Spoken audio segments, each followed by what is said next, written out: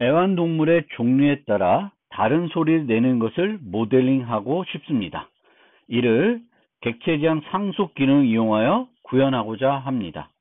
이를 위해 우리가 모델링하는 응용에서 모든 애완동물이 공통으로 가지고 있어야 되는 특성들을 펫이라는 클래스에 정의할 것입니다. 예를 들어 모든 애완동물은 이름을 가지고 있어야 하면 이름과 관련된 상태와 그것에 대해 필요한 get와 set는 펫에 정의하겠습니다. 여기 보시면 name이라는 것은 모든 애완동물이 가지고 있어야 되기 때문에 펫에 멤버 변수를 정의하고 있고 이 name과 관련된 getter를 이렇게 정의하고 있습니다. 애완동물의 종류마다 다른 소리를 내야 하기 때문에 소리를 내는 행위와 관련된 코드는 각 애완동물에 구현해야 합니다. 하지만 우리는 애완동물의 종류와 상관없이 펫 리모컨을 이용하여 처리하고 싶습니다. 즉, 강아지는 강아지 리모컨, 고양이는 고양이 리모컨으로 처리하는 것이 아닙니다. 이렇게 해야 객체지향 장점을 충분히 활용하는 형태가 됩니다. 따라서 펫에 애완동물이 소리 낼 때 사용할 메소드를 정의해 주어야 하고 강아지와 고양이는 즉 펫의 자식 클래스들은 이 메소드 이름을 이용하여 각 소리내는 행위를 구현해야 합니다. 우리는 어떤 리모컨을 사용하면 그 리모컨에 있는 버튼만 사용할 수 있습니다. 여기서 말하는 건 펫은 더 이상 부모가 없기 때문에 요 두 개의 메소드가 버튼에 그 리모컨에 있는 것으로 생각하시면 돼요. 앞에 보는 것처럼 이렇게 get name, make sound 두 가지 버튼이 있다. 이렇게 이해하시면 되겠고요. 펫 리모컨이 현재 가리키고 있는 객체 타입에 따라 그 객체에 알맞게 동작하게 됩니다. 펫 리모컨이 강아지를 가리키고 있을 때 make sound 버튼을 누르면 멍멍 소리를 낼 것이고 고양이를 가리키고 있으면 야옹 소리를 낼 것입니다. 이처럼 리모컨이 어떤 객체를 가리키고 있는지에 따라 그 객체에 맞게 동작하는 것을 객체지향 용어로 다형성이라고 합니다. 영어로는 polymorphism이라고 합니다. 여러분들이 다시 꼭 생각해 봐야 되는 것이 우리는 어떤 리모컨을 사용하면 그 리모컨에 있는 버튼만 사용할 수가 있고 또 리모컨에 있는 버튼은 어떤 것을 조작하는지에 따라서 바뀌지 않습니다. 이 리모컨에 있는 버튼은 그걸로 끝이에요. 얘가 강아지를 가리킨다고 해서 강아지에 있는 메소드로 바뀌고 얘가 고양이를 가리킨다고 해서 고양이에 있는 메소드로 바뀌는 건 아니에요. 펫이라고 하는 리모컨은 늘 고정적으로 펫에 있는 요 메소드들만 버튼으로 가지고 있다. 이렇게 생각하셔야 되겠습니다.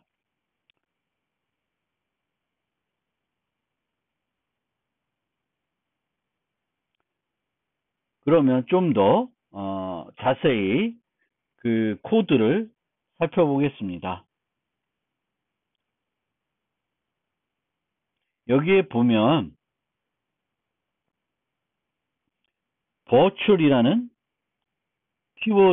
키워드로 메소드를 수식하고 있습니다. 그리고 이렇게 수식된 메소드를 우리는 가상 함수라 합니다.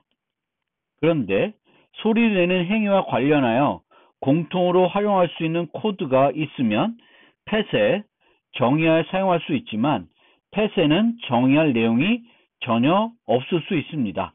이 경우에는 메소드를 선언만 할 수 있고 이때 뒤에 equal 0이라고 하는 것을 표시해 주어야 합니다. 이와 같은 함수를 C++에서는 순수 가상 함수라 합니다. 그리고 순수 가상 함수가 있는 클래스는 추상 클래스가 됩니다. 추상 클래스는 객체를 생성할 수 없습니다. 메소드가 온전하게 정의되어 있지 않기 때문에 이런 메소드가 선언만 되어 있는 그런 클래스의 객체는 생성할 수 없도록 하고 있습니다. 부모 클래스에 순수 가상함수가 있으면 자식 클래스는 무조건 그것을 재정의해 줘야 합니다. dog은 pet을 상속받고 있고 cat도 pet을 상속받고 있습니다. 따라서 pet에 있는 이 make sound라고 하는 순수 가상함수를 재정의해 줘야 됩니다. 재정의. 이게 영어로는 overriding 한다고 합니다. 그리고 이런 재정의하는 것이라는 것을 나타내기 위해서 override라는 키워드로 수식을 해줍니다. 가상함수를 재정의하는 메소드이면 이 메소드는 자동으로 가상함수가 됩니다. 여기에 virtual을 써도 되는데 안 써도 override라는 게 붙었기 때문에 가상함수를 재정의하는 함수가 되겠고, 요거를 붙이지 않더라도 이 메소드는 위에 동일한 메소드가 있기 때문에 가상함수가 되고 재정의된 함수가 됩니다. 부모 클래스 역할을 할 클래스의 소멸자도 반드시 가상함수가 되어야 합니다. 그래서 상속하는 클래스, 상속관계에 있는 그 클래스의 소멸자들은 virtual이라는 수식어로 또 모두 수식해줘야 됩니다. 여기도 수식해도 되는데 생략해도 cat의 부모인 pet의 소멸자는 virtual이기 때문에 cat도 virtual 소멸자가 되겠고 dog도 virtual 소멸자가 됩니다. 이 가상함수가 왜 필요한 것이고 다양성을 제공하기 위해서 왜 필요한 것인지는 조금 더 뒤에 가서 자세히 설명드리겠습니다.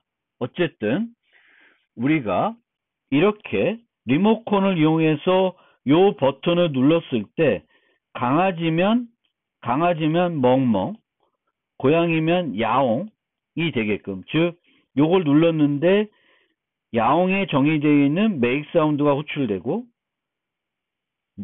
요걸 눌렀을 때 멍멍을 가리키고 있으면 멍멍에 있는 make 사운드가 호출되게끔 하기 위해서는 요 make 사운드 함수가 가상함수여야 된다.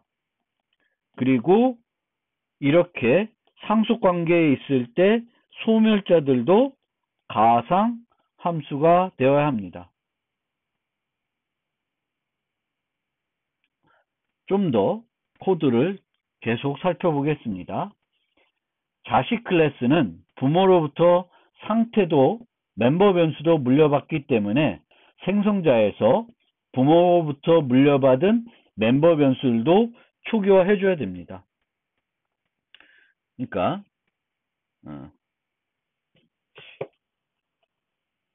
여기 클래스 A, 여기에 A 뭐 다른 게 있고 변수가 있고, 클래스 C public A 있고 여기에 뭐 D가 있다. 그러면 이 C는 멤버 변수로 D도 갖고 있고 B도 갖고 있습니다. 그러면 이 객체를 생성할 때 요 멤버 변수도 초기화해 줘야 되고 B도 초기화해 줘야 돼요. 그런데 D는 여기서 코드를 통해서 초기화해 줘야 되지만 B의 초기화는 여기서 코드로 초기화해 주는 것이 아니라 부모의 생성자를 호출해서 부모에 있는 코드를 이용해서 초기화하도록 해야 합니다.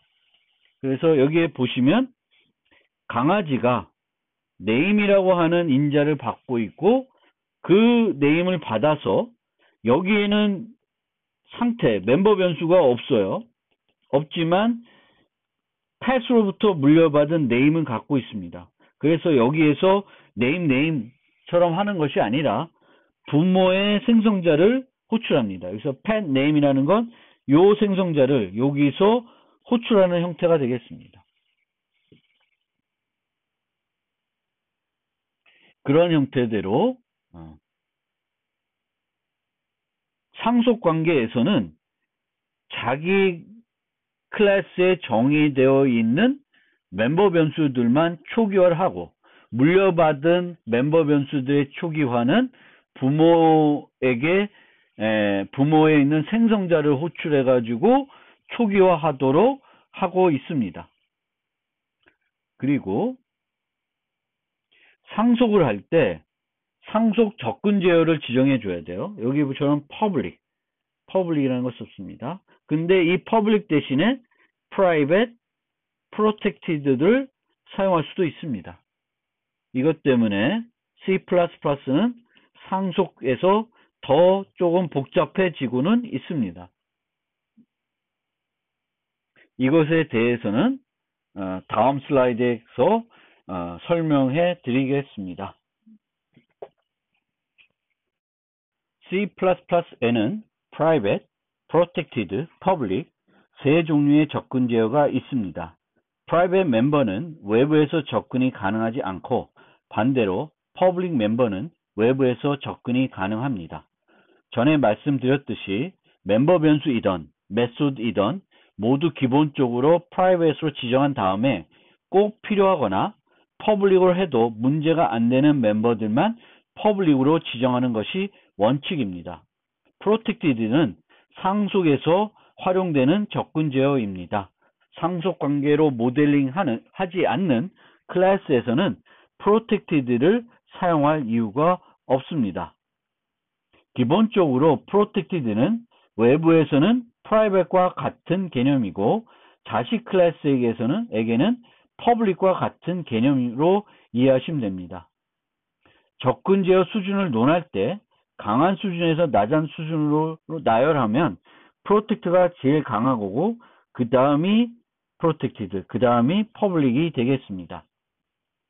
클래스 A에 지금 3개의 멤버 변수가 선언이 되어 있고 이 3개가 모두 다른 접근 제어를 가지고 있습니다.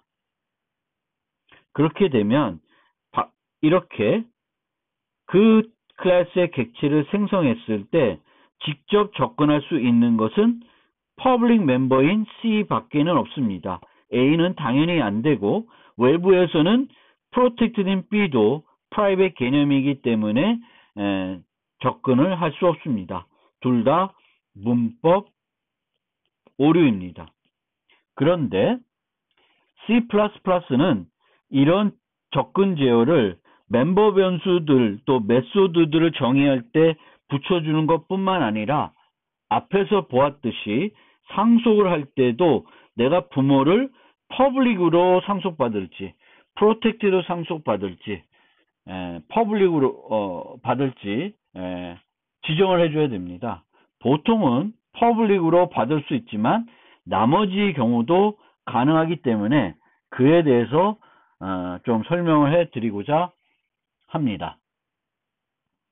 다시 아까 봤던 A 클래스, 동일한 A 클래스를 이용해서 설명해 드리겠습니다.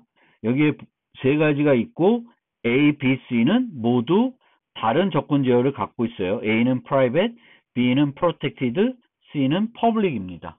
그리고 세 개의 클래스를 정의했는데 B는 A를 public을 받았습니다. C는 protected를 받고 D는 A를 private로 상속받고 있습니다. 상속을 받으면 여기에 부모에 정의되어 있는 모든 멤버 변수를 물려받습니다. 즉 B의 객체를 이런 식으로 생성하면 B 객체는 A, B, C 모든 멤버 변수를 가지고 있게 됩니다. 이거는 접근 제어하고는 아무런 상관이 없습니다. 그러면 각각 어떤 차이가 있는지 살펴보겠습니다.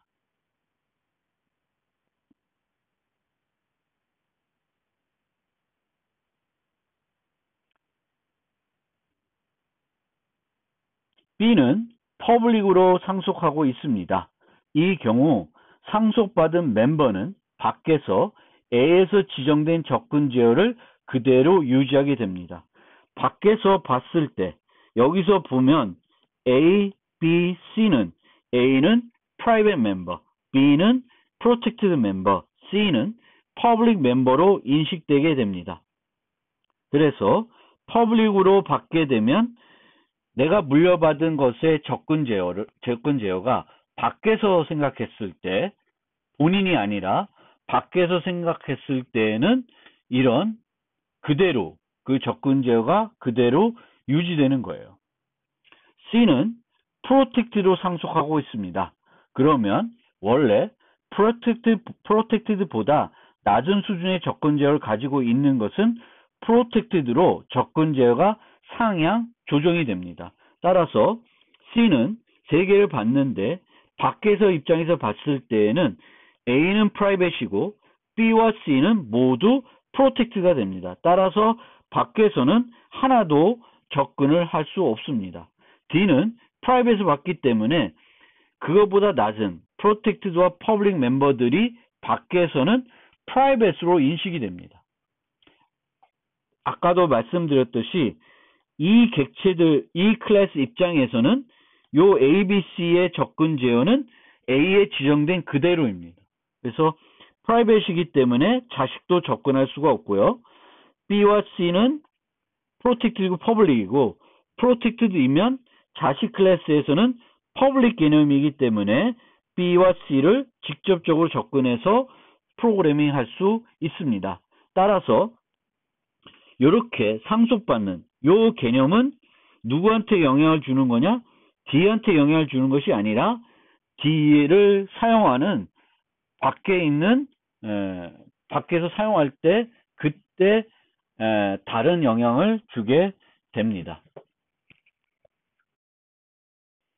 밖에 애들이 영향을 받는다고 말씀드렸기 때문에 만약에 B나 C나 D를 추가적으로 상속받게 되면 그 상속받는 클래스들은 이것의 영향을 받을 수밖에는 없습니다.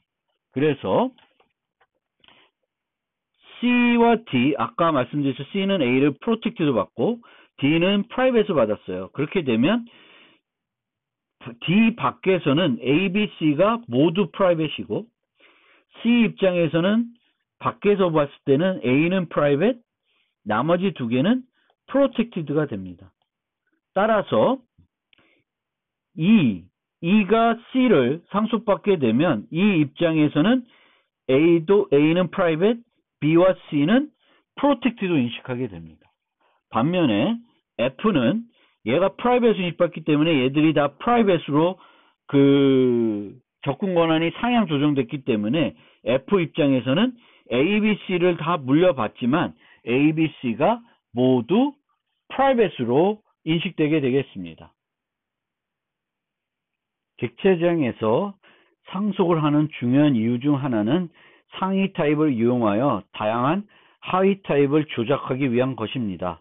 그런데 조상 타입의 변수이지만 값 타입 변수에 후손 타입의 객체를 대입할 수 있지만 값 타입의 변수의 경우에는 유지할 수 있는 멤버 변수가 제한되기 때문에 일부 데이터가 손실되는 문제가 발생하며 이를 객체 잘림 현상이라고 합니다. 따라서 상위 타입을 이용하여 다양한 하위 타입을 조작하고 싶으면 포인터 변수나 참조 변수를 이용해야 합니다. 참고로 후손 타입 변수에는 값 타입이든 참조 타입이든 상위 타입 객체를 대입할 수 없으며 그것은 문법 오류가 됩니다. 이런 객체 잘림 현상이 있기 때문에 우리가 범용적으로 코드를 작성하고 싶으면 클래스의 경우에는 pet, 포인터 이런 형태로 유지하는 것이고 또 함수면은 pet, 참조 타입으로 전달하는 이유가 바로 객체 잘림 현상이기 때문에 그래요. 여기 보면 person에는 name, age를 갖고 있고 student는 number라고 하는 걸 갖고 있습니다. 따라서 학생은 실제 유지된 정보는 3개이고 person 그 객체는 2개만 유지할 수 있습니다.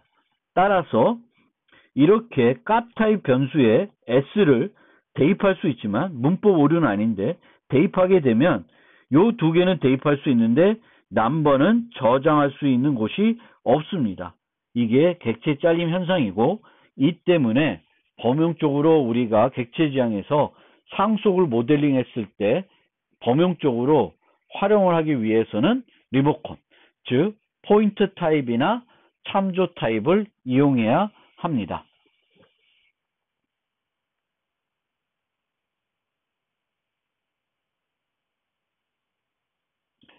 객체 자림 현상 때문에 객체를 인재로 받는 매개 변수는 보통 참조 변수로 정의합니다. 물론 포인터 변수를 사용할 수 있지만 함수를 설명한 장에서 설명해 드렸듯이 C++에서는 보통 주소 전달 방식보다는 참조 전달 방식을 선호합니다. 하지만 다양한 종류의 하이 타입 객체를 멤버로 유지하고 싶으면 참조 변수가 아니라 포인터 변수를 이용합니다. 그 이유는 참조는 한 번 참조한 것을 바꿀 수 없기 때문입니다. 다시 말씀드리지만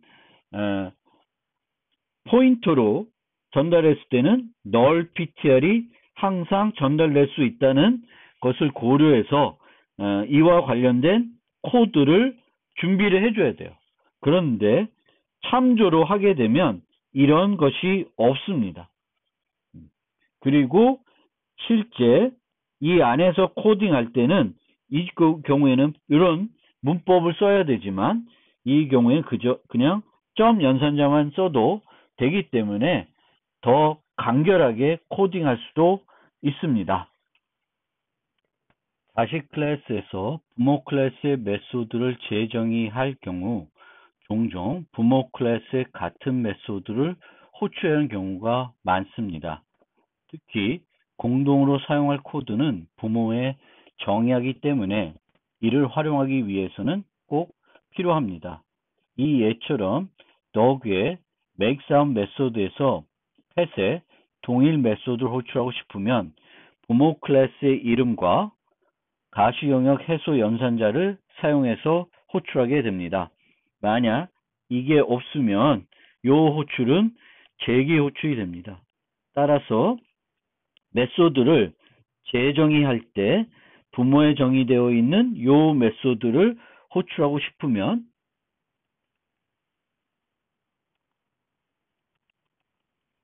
이 예처럼 부모 클래스의 이름과 가시 영역 해소 연산자를 사용하면 됩니다. 지금부터 미뤄왔던 가상 메소드, virtual 메소드에 대해 설명해 드리겠습니다. 이 슬라이드에 제시된 것처럼 it 메소드가 가상 함수가 아닌 경우 foo 함수에서 it 메소드를 호출하면 강아지가 인자로 전달되더라도 부모에 정의되어 있는 it 메소드가 실행됩니다. 그 이유는 컴파일러가 함수 호출과 호출된 함수를 연결하는 방식 때문에 그렇습니다. 이것을 우리는 전문 용어로 바인딩이라고 합니다. 바인딩에는 컴파일 시간에 결정하는 early binding, 이른 바인딩이 있고 실행 시간에 결정하는 늦은 바인딩 두 가지 방법이 있습니다. 기본적으로는 early binding, 이른 바인딩을 합니다. 그런데 함수가 가상함수이고 함수를 호출할 때 사용한 리모컨이 포인터 변수 또는 참조 변수이면 늦은 바인딩을 해줍니다. 따라서 이 슬라이드인 예의 경우 참조 변수를 이용하고 있지만 it가 가상함수가 아니기 때문에 이른 바인딩을 하게 되고 이른 바인딩을 한다는 것은 전달되는 요 인자의 타입, 전달되는 인자와 무관하게 매개 변수의 타입에 의해 호출하는 것을 결정한다는 것을 의미합니다. 여기에 dog이 전달하든 cat이 전달하든 중요하지 않습니다. 이 P는 참조 변수이니까 그 다음에 요 함수를 살펴봐요. 요게 가상함수이면 늦은 바인딩을 하고, 요것이 일반 함수, 즉 가상함수가 아니면은 이른 바인딩을 하게 되고, 이른 바인딩을 한다는 것은 이 참조 변수가 무엇을 가리키는가 중요하지 않고 이 참조 변수의 리모컨 타입, 즉 펫이 뭐냐에 따라서 결정됩니다. 펫에 정의되어 있는 메소드를 이용한다는 거예요. 즉 컴파일 시간에 이걸 결정한다는 것은 이 P가 뭘 가리키는지를 신경 쓰지 않고 호출할 함수를 결정한다는 것을 말합니다. 가상함수의 특성은 상속이 됩니다. 예를 들어 펫에서 makeSound 메소드가 가상함수이면 그것의 후속 클래스에서 makeSound 메소드를 재정의 하면 이 메소드도 버추얼 키워드의 수식 여부와 무관하게 가상함수가 됩니다. 여기서 makeSound는 버추얼로 수식이 되어 있고 여기서는 수식이 되어 있지 않아요. 그런데 override 재정의하고 있기 때문에 가상함수를 재정의하는 함수는 또다시 가상함수가 됩니다. 이거는 여기에 override라고 수식하지 않아도 동일한 메소드가 되기 때문에 재정의 함수가 되고 그러면 얘도 가상함수가 됩니다.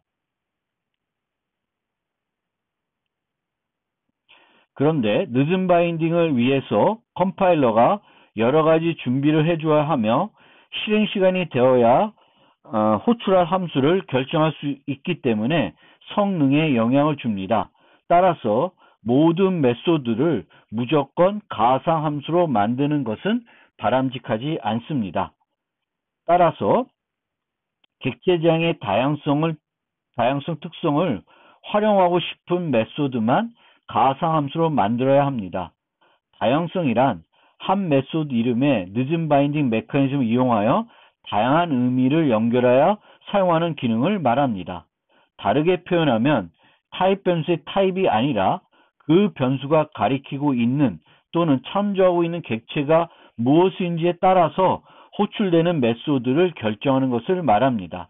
펫 리모컨이 활용한다고 펫에 정의된 메소드를 호출하는 것이 아니라 이 리모컨이 가리키는 참조하는 객체의 메소드가 호출된다는 것을 말하는 것입니다. 즉 우리가 이렇게 만들었을 때 여기서 호출되는 것은 강아지면 쩝쩝, 고양이면 뭐 다르게 하면 그것이 실행되게 하는 것을 원할 경우에는 이 메소드를 가상함수로 만들어줘야 한다는 것입니다. 앞서 보여드린 바와 같이 상위 타입의 버튼만 만들어 놓기 위해 메소드를 선언만 할 수 있습니다. C++에서는 이와 같은 함수는 반드시 가상함수여야 하며 버출과 이퀄을 0으로 수식해 줘야 됩니다.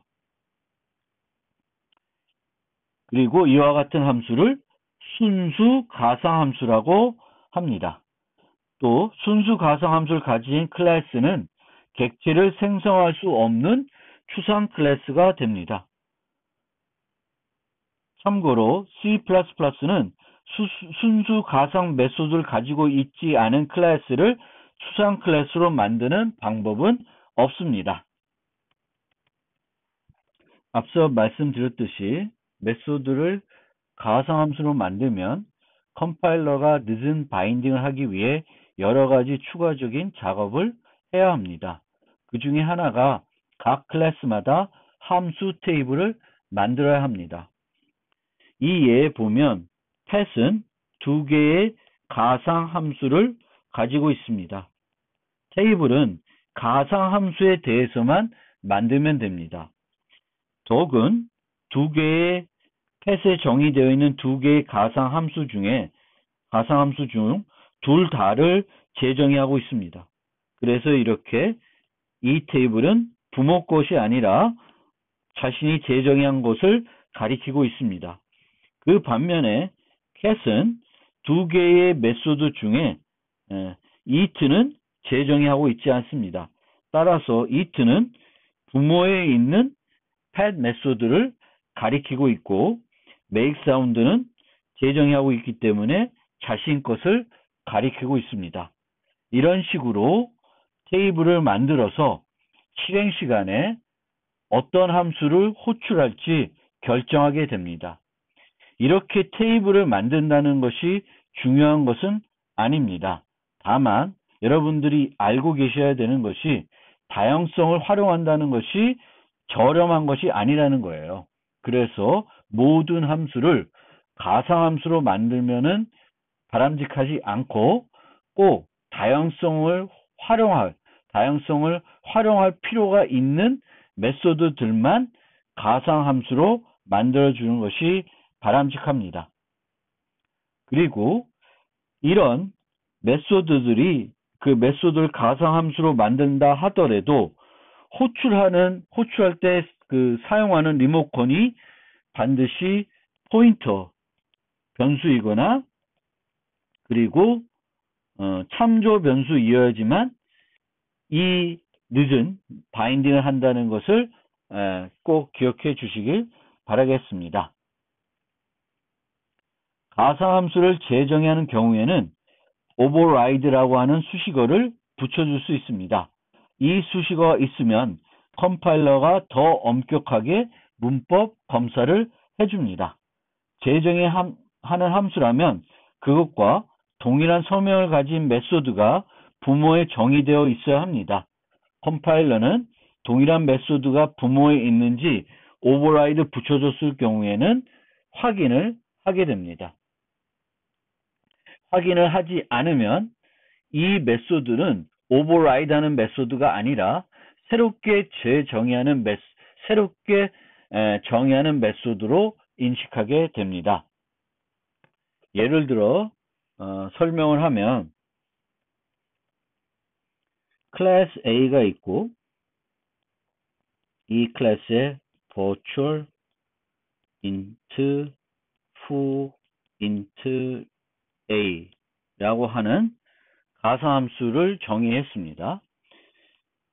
클래스 B에서 public A 해서 A를 상속받고 있는데 virtual 안 쓰고 int virtual 썼다고 합시다. virtual int foo int a 라고 정의를 했어요. 그러면 이게 지금 override한 수식어가 없기 때문에 이 메소드와 일치하지가 않죠. 여기는 이름이 foo인데 여기는 o가 하나 더 들어왔습니다. 그러면 컴파일러는 이 메소드를 새롭게 정의한 메소드로 인식하게 됩니다. 그런데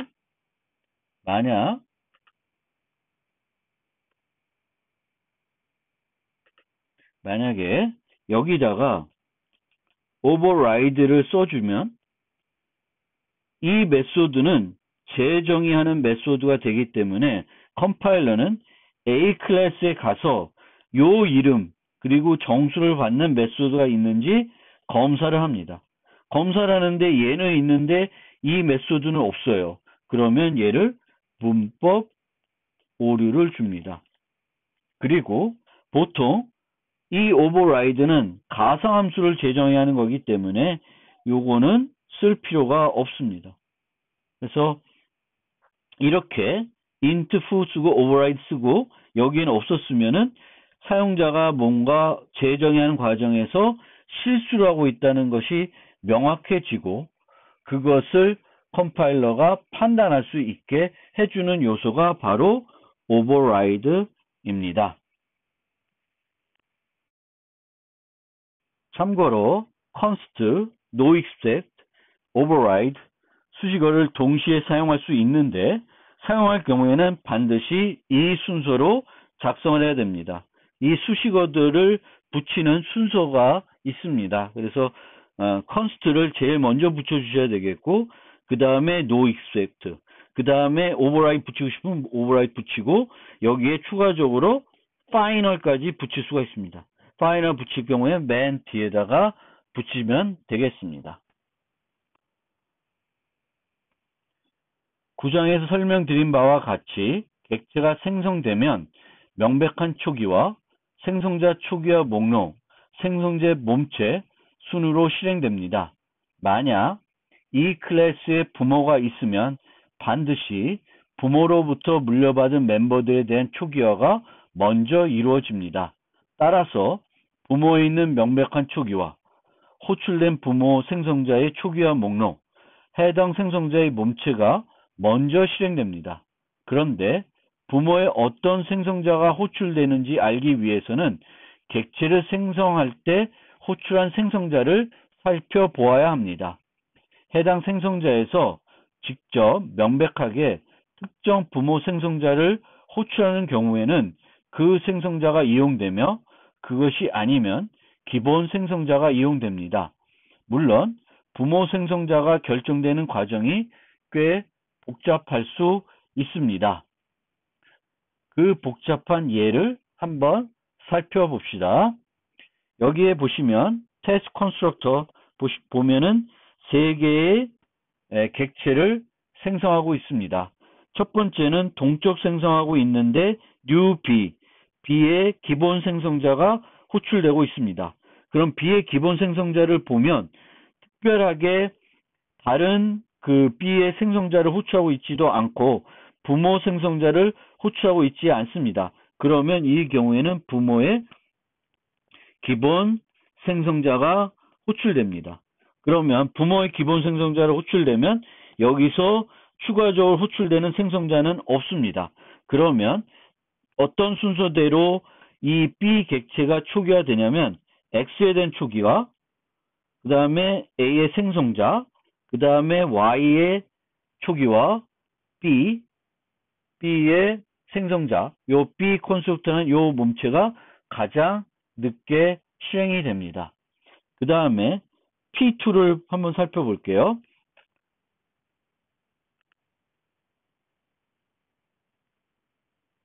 P2는 정수를 하나 받고 있습니다. 그러니까 요 생성자가 호출되겠죠. 이 생성자도 보면은 다른 생성자를 호출하고 있지도 않고 부모의 기본 부모의 생성자를 특별하게 호출하고 있지도 않습니다. 따라서 이 경우에도 부모의 기본 생성자가 호출됩니다. 그러면 초기화된 순서는 1, 2, 3, 그리고 4. 요 순서대로 실행이 될 것입니다.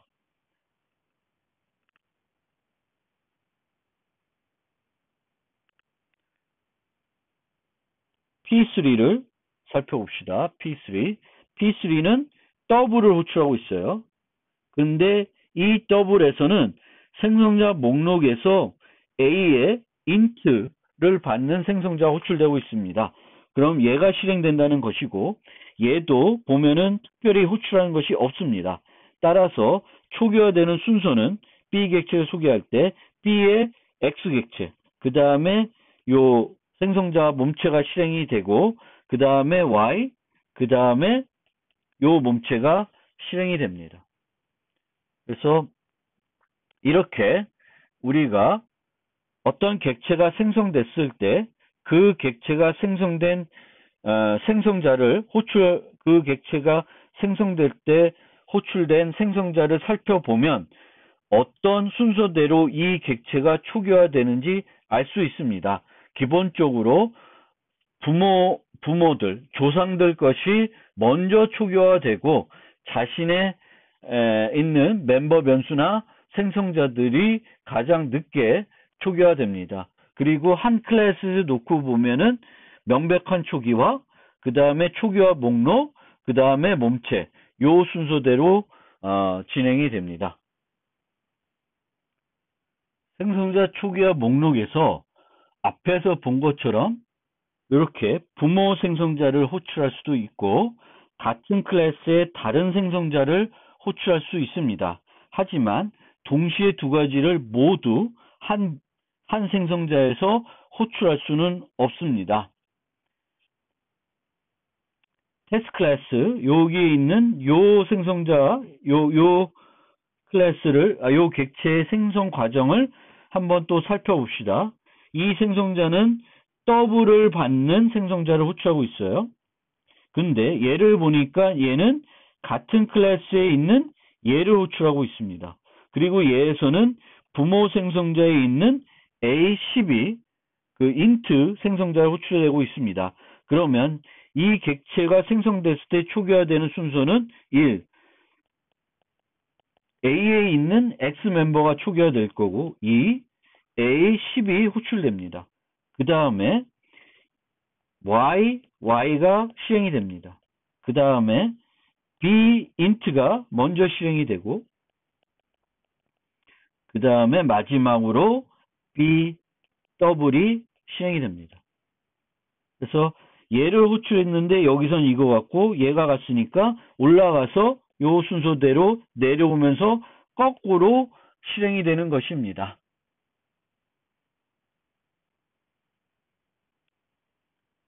자식 클래스의 생성자를 정의할 때 한 가지 특이한 방법이 있습니다. 부모와 동일한 생성자를 가지도록 만들고 싶으면 자식 클래스의 유징을 이용하여 이런 식으로 간단히 정의할 수 있습니다. 물론 이 경우에 해당 생성자에서 하는 일은 없습니다. B의 생성자들이 만들어지지만 하는 일은 없고 바로 동일한 그 부모 생성자가 호출됩니다. 즉, 이 경우에는 B 더블 N A N 이렇게 되고 또 B int N A N 이렇게 된 메소드가 추가된다고 생각하시면 되겠습니다. 따라서 이렇게 객체를 생성하면은 B의 더블이 같기 때문에 A의 더블 요 생성자가 호출이 돼서 초기화가 이루어집니다.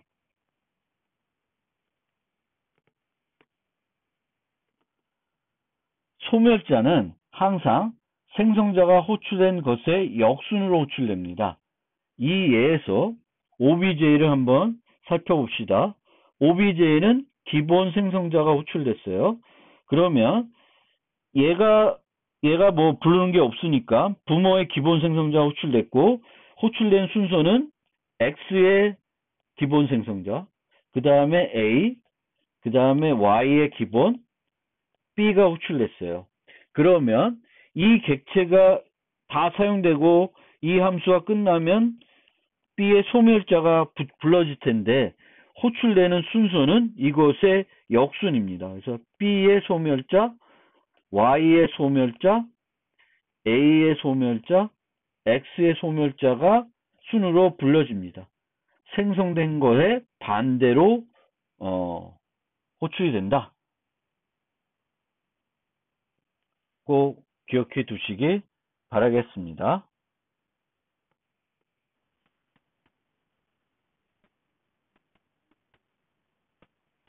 상속에서 소멸자를 살펴보았으니 왜 상속에서 소멸자가 가상함수이어야 하는지 살펴보겠습니다. 펑 함수에서 생성된 객체를 보면 리모컨은 펫인데 실제 생성된 객체는 캣입니다. 그러면 클래스 펫이 있고 클래스 캣 펫이 있으면 이 캣의 객체를 생성하게 되면 펫에 있는 생성자부터 호출이 되고 그 다음에 캣에 있는 생성자가 호출이 됩니다. 따라서 이 객체가 소멸이 되면 그것의 역순으로 캣에 있는 생성자가 호출된 다음에 펫에 있는 소멸자가 호출이 되어야 합니다. 그런데 만약 펫에 있는 소멸자가 가상함수가 아니면 일반 함수가 되게 되면 일반 함수는 1은 바인딩을 합니다. 따라서 여기서 delete p를 하면 이 p의 타입은 펫이기 때문에 펫의 소멸자만 불리고 캣의 소멸자는 불려지지 않는 문제가 있습니다. 따라서 상속에서 소멸자들은 가상함수가 되어야 합니다. 그래야지만 delete p를 하면 이 리모컨 타입에 의해서 호출되는 소멸자가 결정이 되는 것이 아니라 이 p가 가리키고 있는 객체가 뭔지에 따라서 소멸자가 결정이 돼야 됩니다. 이 경우엔 캣이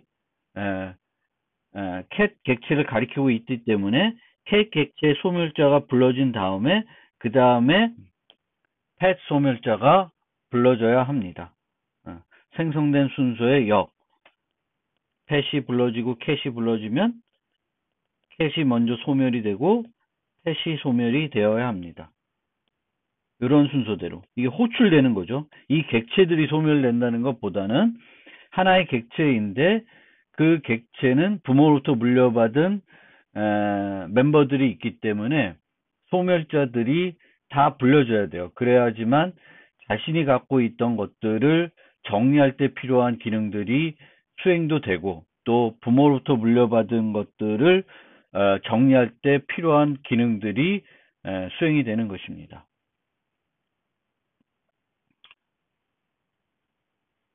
자, 그러면 좀 더 다른 예제를 통해 살펴보겠습니다. 이 예제를 보면 A가 있고 B는 A를 상속받고 있는데 이 두 개의 소멸자, 얘 소멸자는 가상 함수가 아닙니다. 그러면 이 경우에 A의 리모컨을 이용해서 B 객체를 생성했습니다. 그러면 delete P, 이 객체를 소멸시키면 요것은 호출이 되지 않고 요것만 호출이 됩니다. 이는 바인딩을 하기 때문에 그렇습니다. 그런데 이 경우에는 D는 C를 상속받고 있고 C의 소멸자는 버추얼입니다. 그러면 여기에 버추얼을 사용하지 않아도 D의 소멸자는 자동으로 가상 함수가 됩니다. 이 경우에 이렇게 C 리모컨을 이용해서 D 객체를 생성하더라도 소멸자가 가상함수이기 때문에 늦은 바인딩을 합니다. 그리고 이 P는 현재 D 객체를 가리키고 있기 때문에 이 함수가 불러지게 되겠고 이 함수가 불러지고 나면 이것의 부모가 다음 순서로 자동적으로 불려지게 됩니다.